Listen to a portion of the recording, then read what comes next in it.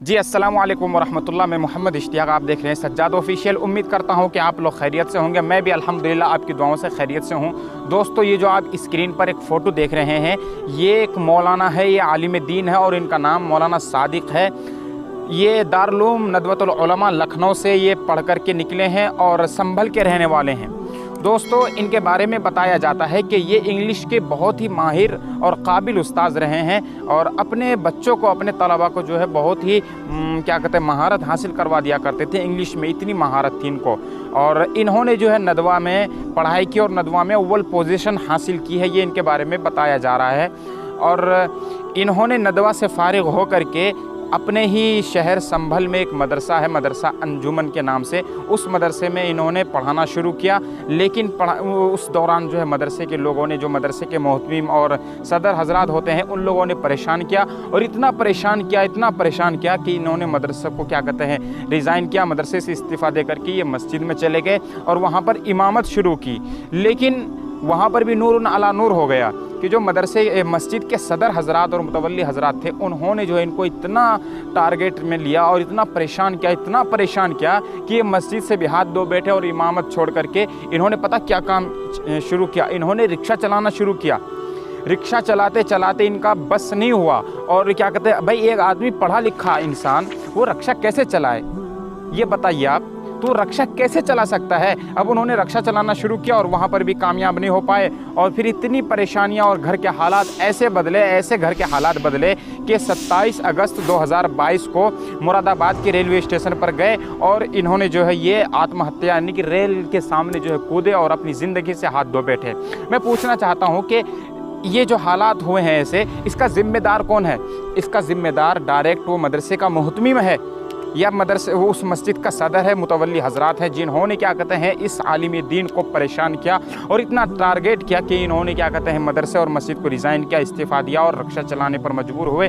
वहाँ पर भी क्या कहते हैं रिक्शा नहीं चला पाए तो हालात इतने ख़राब हुए कि क्या कहते हैं इन्होंने अपनी जान ही दे दी। दोस्तों, हम जो है आए दिन ये खबर सुन रहे हैं कि किसी मदरसे में ये हो गया, मस्जिद से इमाम साहब को निकाल दिया, इमाम साहब की पिटाई हो गई, इमाम साहब को ऐसे ऐसे परेशान किया जा रहा है। बताइए कहाँ तक सही है यार?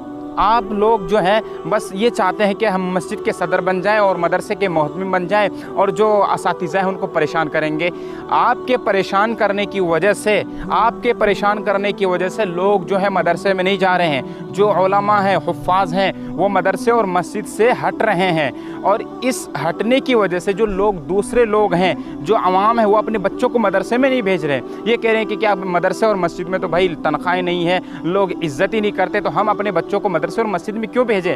लोग अपने बच्चों को दीनी तालीम से दूर कर रहे हैं, स्कूलों में भेज रहे हैं आप लोगों की वजह से। अगर आप लोग सुधर जाएं, जो मस्जिद के सदर हजरात हैं वो सुधर जाएं और मदरसे के मोहतमीम हैं, सदर हैं, वो सुधर जाएं, तो लोग जो है मदरसे और मस्जिद में जाएंगे और फिर जो अवाम है वो भी अपने बच्चों को क्या कहते हैं मदरसे में भेजेंगे पढ़ने के लिए, कुरान करीम पढ़ने के लिए भेजेंगे। लेकिन आप लोगों को सुधरना पड़ेगा, तब जा कर के ये ऐसा हो सकता है। आए दिन खबर आ रही है कि फ़लाँ मस्जिद से इमाम साहब को निकाल दिया, फ़लाँ मस्जिद के इमाम साहब की पिटाई हो गई, फ़लाँ जगह ये हो गया, फ़लाँ मदरसे में ऐसा हो गया। मतलब कितनी शर्म की बात है, कितनी शर्म की बात है कि हम जो है अपने मस्जिद के इमामों को, अपने मस्जिद के जो वहाँ के जो भी लोग हैं, उलमा हैं और मदरसे के जो उस्ताद, उनको परेशान कर रहे हैं।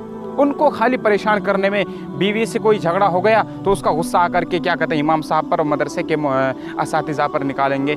इसलिए अल्लाह के वास्ते आप लोग सुधर जाइए और आप लोग ऐसा ना कीजिए। इसलिए कि अगर आप लोगों की वजह से जो है लोग अपने बच्चों को स्कूलों में भेज रहे हैं, मदरसे में पढ़ने के लिए नहीं भेज रहे हैं, कह रहे कि मदरसे में इज़्ज़त ही नहीं होती, मदरसे में तनख्वाहें नहीं है, मदरसे में लोगों को क्या कहते हैं एक महीना पढ़ाते हैं, दूसरे महीने में क्या कहते हैं भगा देते हैं, रिज़ाइन करा देते हैं। मस्जिद में भी ऐसा होता है कि मस्जिद के इमाम साहबों को क्या कहते हैं आपने टंकी में पानी नहीं भरा, ये क्यों गंदा है, आप अभी तक क्यों सो रहे हैं, अजान 1 मिनट कैसे लेट हो गई। इन सारी बातों की वजह से जो इमामों को इतना परेशान किया जाता है कि इमाम बेचारा जो है मस्जिद से भी हाथ धो बैठता है और मदरसे से भी हाथ धो करके क्या कहते हैं रिक्शा चलाने में लग जाता है, किसी चप्पल के दुकान, किसी भी क्या कहते हैं ऐसी दुकान में चला जाता है जहाँ पर जाना नहीं चाहिए। इसलिए अल्लाह के वास्ते आप लोग सुधर जाइए, अपने मदरसे के असातिज़ा को और अपनी मस्जिद के इमामों को परेशान ना कीजिए। इसलिए इसका बोझ अगर आप परेशान करते हैं और लोग अपने बच्चों को मदरसे और मस्जिद से और दीनी तालीम से दूर करते हैं, तो इसके ज़िम्मेदार सिर्फ़ और सिर्फ आप लोग होंगे। इसलिए आज से अहद कर लीजिए कि इंशाअल्लाह हम किसी भी मस्जिद के इमाम को और किसी भी मदरसे के उस्ताद को परेशान नहीं करेंगे। आज के लिए इतना ही काफ़ी, फिर मिलेंगे किसी अगली वीडियो में। तब तक के लिए दुआ सलाम। अस्सलामु अलैकुम व रहमतुल्लाहि व बरकातुहू।